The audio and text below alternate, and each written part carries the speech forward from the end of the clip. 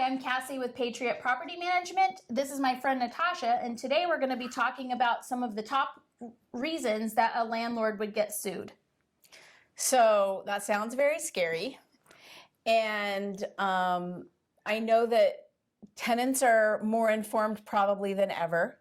They can look at their rights online. They have a lot of resources. So in some cases, they might know more than their landlord about the law, and nobody wants to get sued. So I can think of some obvious things that I think might get me sued, but what are maybe the less known things? What should I know? Why would I hire you? You know, how do you keep me safe? So the number one way that a landlord gets sued is not handling that security deposit properly. So that security deposit is actually the tenant's money. You need to have it readily available at all times.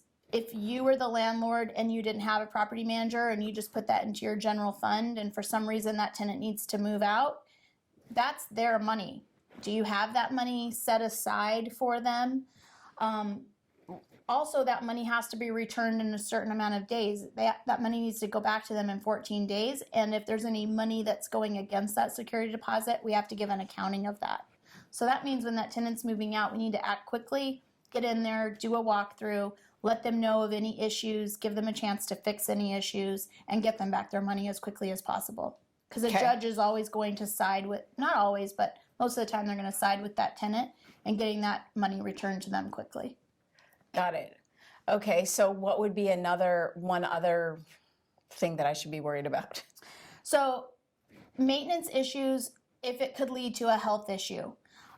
If we have a leaky faucet and it's leaking below the sink that's dark and all of a sudden that sink's now turning into a mold issue and we didn't know about it and it went on and they have little kids are highly susceptible to mold. So whatever the repair is, no matter what it is, we want to get in and take care of it quickly because if it would lead to a health issue, we need to make sure that we're taking care of that so our tenants stay safe. Okay. We don't want anybody suing us for some long-term result of something that happened in your property. Okay. Unenforceable terms or fees. Is your lease legal? Lots of people want to write some fancy little, I want the tenant to do blah, blah, blah for, is that something normal and customary what you're asking the tenant to perform? Or is that an unreasonable request? Because the judge is going to say that's unenforceable. We can't make them do certain things. They're there to use the property, pay the rent on time, take care of the property, let us know if there's an issue. So you could get yourself into trouble if you try to get creative or fancy and write your own lease. Would that be something, I don't know, but would that be something like after 10 p.m. you can't have your stereo on? Yep. Something like that. Okay. Violation of quiet enjoyment. So it's your property. You gave it to the tenant, so to speak. Now it's their property. You can't just show up whenever you want. You can't just swing by because you're in the neighborhood. You can drive by, but you can't go knocking on the door. One of the judges here tells a story that the tenant kept calling her and saying the tenant was calling the property management company and the judge was relaying the story. She said, "How did you know the owner was in your property?" And she said, "Because she leaves me a note on the counter every time she comes, stop moving the furniture or stop doing this or stop doing that." She was going in while the tenant was at work. Can't do that. Yeah, okay. Good to know. Good to know. And never, ever install a security camera to watch your tenant.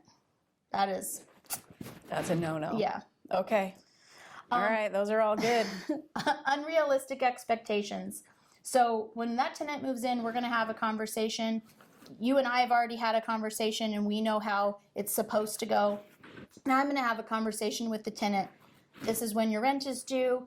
This is how I want you to tell me if there's a maintenance issue. This is how it's going to be handled. We're going to lay out what our future 12-month lease is going to look like with that tenant and how we're going to handle everything and how we want to be communicated with, how they want to be communicated with, and we're going to set it up for success. Awesome. That sounds great. Thanks for tuning in to our Property Management Minute. And if you would like more information, you can contact us at patpm.com.